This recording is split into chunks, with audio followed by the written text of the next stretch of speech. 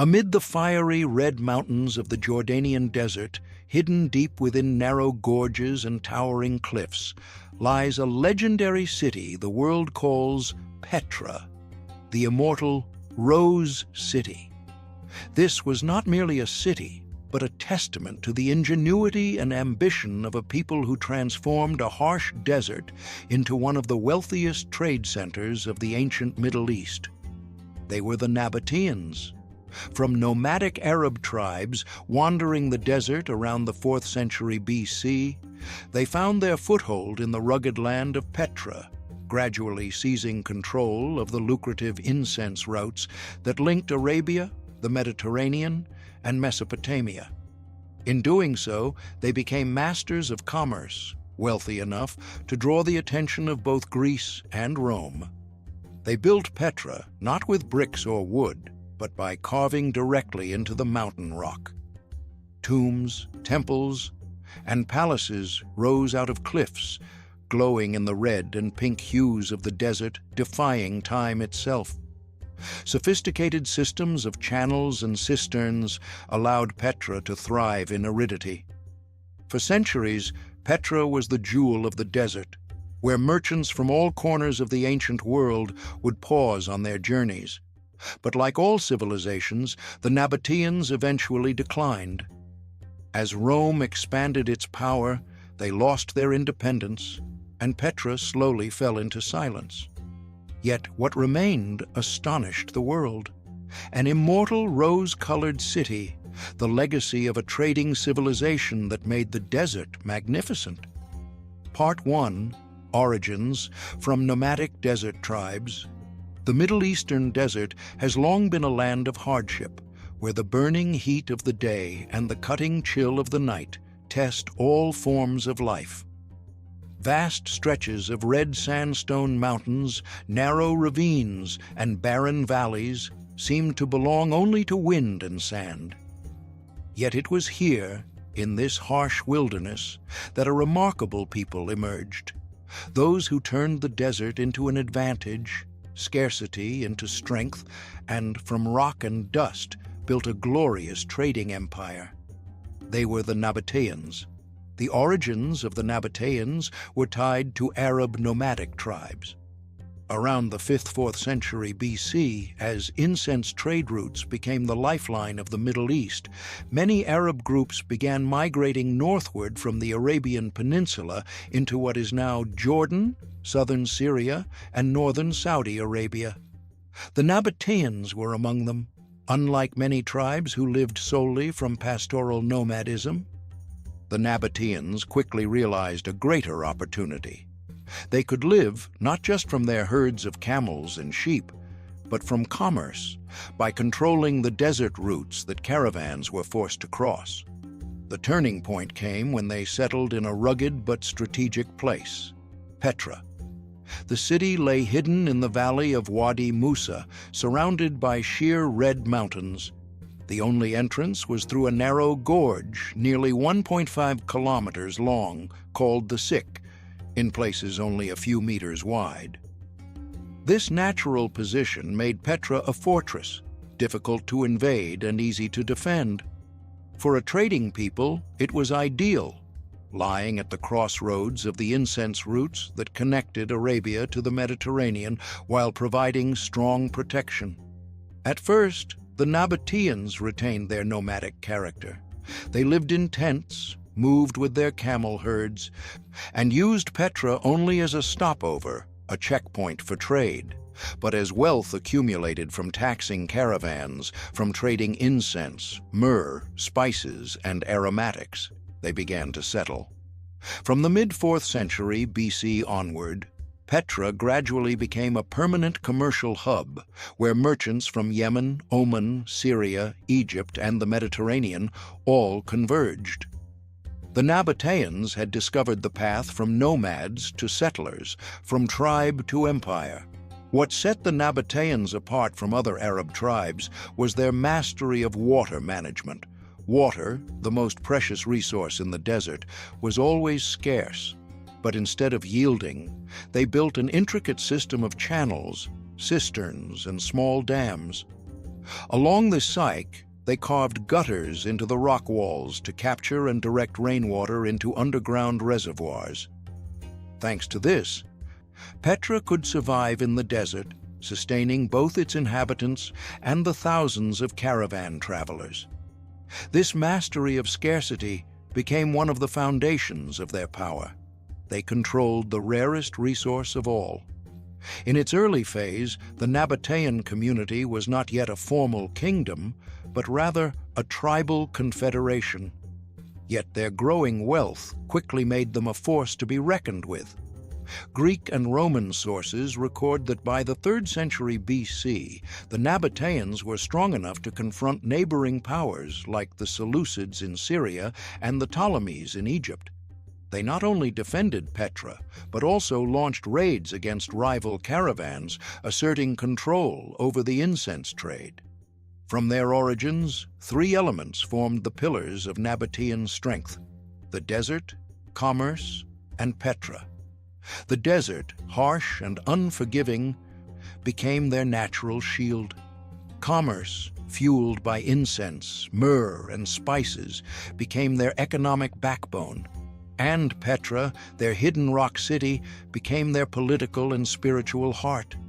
Together, these allowed the Nabataeans to rise from obscure nomads to the gatekeepers of the Middle East. In those early centuries, as the sun rose over the desert, shining on the red cliffs of Petra, caravans of camels stretched in long lines through the Syke, laden with precious incense from Yemen, Oman, and the Arabian coast. And at the end of that journey, the Nabataeans stood waiting, collecting tolls, trading goods, and steadily amassing the wealth that transformed them into a power no one could ignore. That was the origin of a civilization, born of wind and sand, of incense and stone, from nomads into empire. Part 2. The Golden Age, the Trading Empire, and the Rose City of Petra. When the Nabataeans stepped out from the shadow of nomadic tribes, they found the path to becoming an empire. Their golden age, from around the 2nd century BC to the 1st century AD, was living proof that even in the harshest desert, humanity could build a civilization both dazzling, wealthy, and mysterious. During this era, Petra, the rose-red city carved into stone, was not only their capital, but also a shining jewel of the desert where trade, architecture, and religion blended into legend. The Nabataeans grew rich through the incense trade. Frankincense from Oman, myrrh from Yemen, spices from India, silk from China, all passed across the Arabian desert on camelback, and along those routes, Petra became the unavoidable crossroads. The Nabataeans not only collected tolls from caravans, but also provided protection, water, and food for travelers. They became masters of trade control, turning the flow of goods and incense into streams of gold pouring into Petra. With this wealth, they bought weapons, luxuries, and built their magnificent city. Petra itself was the most powerful symbol of Nabataean rise. Unlike any other city, Petra was carved directly into the red cliffs. As travelers passed through the narrow Syke gorge and emerged into the open, they were stunned by Al-Khazneh, the treasury. Its facade, nearly 40 meters high, was intricately carved with Corinthian columns, goddesses, and Hellenistic motifs, all sculpted from the desert rock itself. Though often called the treasury, it was most likely the tomb of a Nabataean king, a monument to wealth and power. At sunrise, its facade glows in shades of rose and gold, as if lit from within the stone. But Petra was more than Al-Khazneh. Across the valley lie hundreds of tombs and temples, all cut deep into the rock. Ad Deir, the monastery, is among the largest, nearly 50 meters high, standing alone atop a hill reached only by climbing over 800 steps. Its facade is simpler, but its sheer scale dwarfs anyone who stands before it. There was also the amphitheater, carved directly into the mountainside, seating thousands of spectators, where music, ritual, and performance once echoed. To sustain a city in the desert, the Nabataeans mastered more than architecture. They became geniuses of water engineering. They built underground channels, reservoirs, and dams, capturing every drop of scarce rain and channeling it into Petra. Massive, multi-level cisterns ensured enough water for residents and travelers, even during drought. Modern archaeologists are astonished. How could a once nomadic people develop such complex hydraulic technology? It was this innovation that allowed Petra not just to survive, but to thrive, becoming the essential stop for every caravan. During their golden age, the Nabataeans expanded political and cultural ties. They traded with Egypt, Greece, Rome, and even India. Petra's architecture bears clear Hellenistic and Roman influence, Corinthian columns, arches, and reliefs, but reshaped in a uniquely Nabataean style. They did not build separate from nature. They fused with it, carving their monuments directly into the cliffs. This was their signature, cultural blending without losing identity. The Nabataeans also built other great urban centers beyond Petra, such as Hegra, modern Al-Ula in Saudi Arabia, where hundreds of monumental rock-cut tombs still stand in the desert. These prove the wide reach of their influence. From nomadic tribes, they transformed into a true kingdom with kings, armies, commerce, and culture. Their wealth gave them the strength to maintain independence against empires. When the Seleucids, and later the Romans, sought to dominate them, the Nabataeans resisted shrewdly, fighting when necessary, negotiating when wise. They used the desert to their advantage. Invading armies often perished from thirst and exhaustion, while the Nabataeans, who knew every spring and pass, endured. This allowed them to remain independent for centuries, even as the world around them fell to Rome. The golden age of the Nabataeans was not only wealth, but also a harmony between man and nature. Entering Petra, one does not see buildings stacked upon buildings, but an entire mountain transformed into a city. Tombs, temples, monasteries, theaters, all merge with the rose-colored desert as if nature and human hands had co-created it. Petra was not an imposition upon the landscape, but a dialogue, a city born from the very heart of stone. For centuries, Petra was the dream stop of merchants, a place where caravans paused and cultures converged. Here, frankincense from Yemen mingled with silk from China, spices from India, gold from Egypt, and coins of Rome and Greece. On Petra's streets, one can imagine the cries of camel drivers, the calls of vendors, the songs from the theater, and the trickle of water through underground channels. It was the sound of a vibrant desert city, living proof that even the harshest land could become a center of the world. This was the Nabataeans at their brightest, when Petra was not merely a capital, but a legend, an immortal rose-red city, a desert trading empire where stone became temples, water became life, and people became legend. Part 3. Nabataean Society, Culture, Language, and Religion. If Petra and its colossal rock-cut tombs were the body of the Nabataeans, then their society, culture, language, and religion were the soul that breathed life into the entire civilization. For a city of stone could not survive on its own without a tightly woven community, strong beliefs, and a distinct identity that allowed it to endure among the many empires of the Middle East. By looking at how the Nabataeans lived, spoke, wrote, worshipped, and traded, we understand why they could transform themselves from desert nomads into one of the most dazzling trading empires of antiquity. Nabataean society was first shaped by its nomadic origins. Even after settling in Petra and building a vast stone city, most Nabataeans still remained tied to their camels and the caravans that crossed the desert. Camels were not only a means of transport, but also the foundation of the economy. Ships of the desert, carrying frankincense from Yemen, spices from India, and silk from China, all the way to the Mediterranean. It was their mastery of caravan control that made the Nabataeans unrivaled merchants, fostering an open and dynamic society, constantly in contact with different cultures along the trade routes. At the top of Nabataean society stood the king, a leader who held both political and religious authority. Nabataean rulers bore the title MLK, king, their names carved onto stone inscriptions and coins. Their rule was not centralized like Rome or Persia, but reflected the flexibility of a trading confederation. The king was at once political leader, trade negotiator, and religious symbol of prosperity.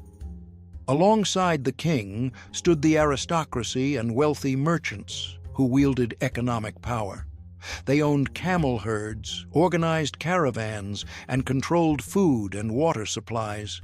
They funded Petra's great monuments, tombs, temples, theaters, carving their wealth into stone to prove that their riches outlasted gold and silver, preserved instead in immortality. Craftsmen and artisans played an equally vital role. They transformed mountains into cities, cliffs into masterpieces. They carved not only stone, but also culture itself, blending architectural styles from Greece, Rome, and Egypt. A Corinthian column here, a Roman arch there, an Egyptian goddess carved into a facade. Together, these elements revealed Nabataean artistry as both adaptive and innovative. The majority of Nabataeans, however, were farmers and laborers. While trade was the empire's backbone, agriculture and herding sustained its people.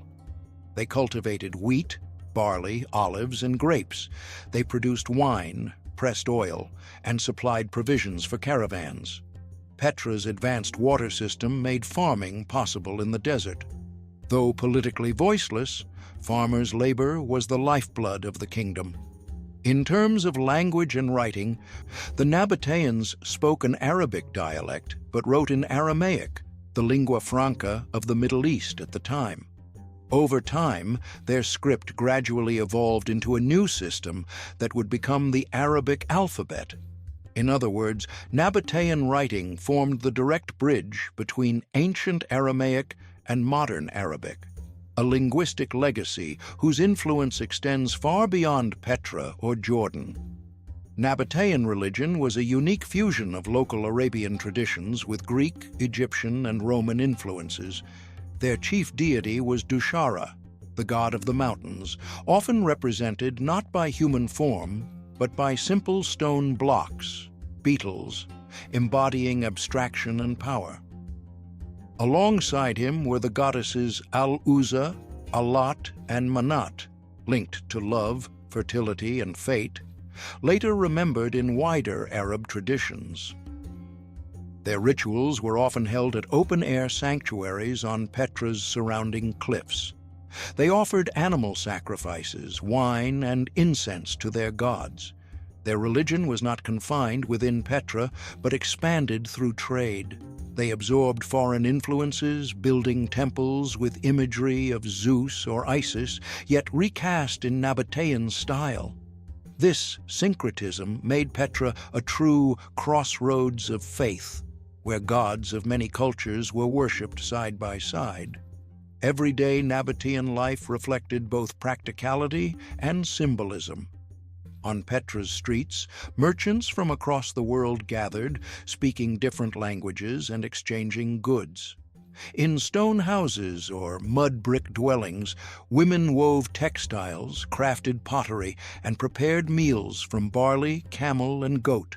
Festivals were celebrated with wine, music, and dance. Caravans departed with incense and returned with gold, ivory, and glass. It was a lively society, rooted in trade, yet preserving its Arabian identity. Nabataean culture left deep marks in art and architecture. Their carvings embodied hybrid styles: Greek Corinthian columns, Egyptian deities, Roman arches, yet always infused with Nabataean spirit, the will to turn desert into city. Their art was not mere imitation, but a declaration that they could absorb all influences without losing themselves. In essence, Nabataean society was open and adaptive. They were not conquerors like Assyria or Rome, but traders. They did not rule by sword, but by goods, water, and negotiation. This was their strength, allowing them to endure in a region crowded with empires. Yet it was also their weakness, dependent on trade. They were vulnerable once routes shifted or Rome chose to annex. Still, in their golden age, Nabataean society was one of history's most distinctive models. A people once nomadic, yet able to craft a written language, carve their names into stone, worship gods both abstract and hybrid, and sustain life in the harshest desert. These qualities made them one of the Middle East's most radiant and enigmatic civilizations. Part 4. Decline, when Rome arrived.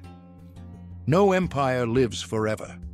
The Nabataeans, who had risen from desert nomads to masters of the sands, who had turned Petra into the rose-red jewel of the Middle East, grew rich through incense, powerful through trade, and enduring through Petra itself. Yet, like all civilizations, they eventually faced an unavoidable force: Rome. And when Rome spread its wings, the Nabataeans, though clever, wealthy, and resilient, could not withstand the colossal machine of an empire that stretched from Britain to the Arabian desert. The first signs of decline appeared in the 1st century BCE. By then, the Nabataeans were immensely wealthy, but that very wealth made them an irresistible prize. The Seleucids had once tried to seize Petra, but failed. Rome, however, with its relentless expansion, advanced into Syria and Egypt, turning the entire Levant into its stronghold. The Nabataeans, though still technically independent, found themselves trapped in the steel jaws of empire. Throughout the 1st century BCE, the Nabataeans clashed with Rome multiple times. Sometimes they prevailed, aided by Petra's formidable terrain and their mastery of desert logistics. But gradually, the balance tipped toward Rome. The Romans were not only superior militarily, but also skilled in diplomacy. They did not immediately annihilate the Nabataeans, but instead turned them step by step into allies, then vassals.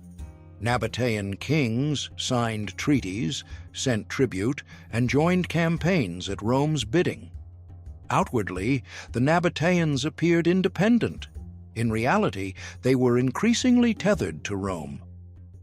By the 1st century CE, the Nabataeans reached the peak of their wealth, but also their deepest dependence on Rome. Nabataean coins bore their kings on one side, but Roman symbols on the other.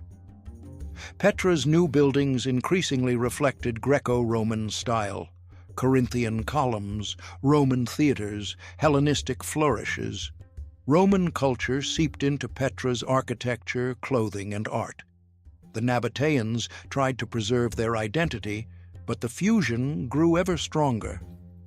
Another factor in their decline was the shifting of trade. For centuries, the Nabataeans had prospered by controlling overland caravans, but in the 1st century CE, maritime trade through the Red Sea and Indian Ocean flourished. Goods from India and Arabia no longer needed to cross the desert by camel. They sailed directly to Egypt and from there into the Mediterranean. Petra's role as the crossroads of trade diminished. Caravans grew fewer, revenues from tolls dwindled, and the Nabataeans' economic foundation faltered. In this weakened state, Rome struck. In 106 CE, under Emperor Trajan, the Nabataean kingdom was formally annexed into the Roman Empire. Its territory became the province of Arabia Petraea, with its capital at Bostra in modern Syria. The Nabataeans lost their independence, their kings vanished from history, and Petra, the legendary heart, became just another Roman city. Strangely, this annexation occurred with little resistance.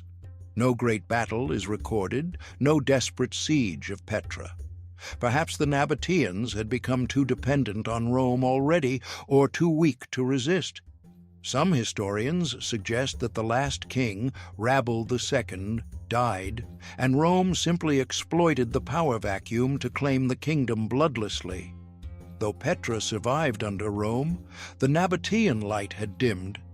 The Romans added new monuments of their own, paved streets, grand baths, larger theaters. Petra became Romanized, no longer independent. Its trade position declined further as sea routes eclipsed desert caravans. By the 3rd–4th centuries, Petra was but a shadow of its former self, and when an earthquake in 363 destroyed much of the city, abandonment followed. The fall of the Nabataeans is a bitter lesson of history. They had once mastered the desert, carved their names into stone, and made even Rome wary. Yet the very trade that sustained them became the blade that cut them down. And when Rome came, their wealth made them prey, while their military strength proved insufficient to resist. There was no epic final battle, only a quiet dissolution, perhaps more tragic than a violent end.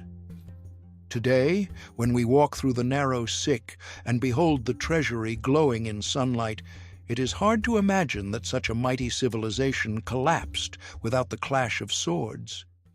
But perhaps that is exactly how the Nabataeans disappeared, not in cries of battle, but in the silence of stone, in the fractures of commerce, and in the vast shadow of Rome.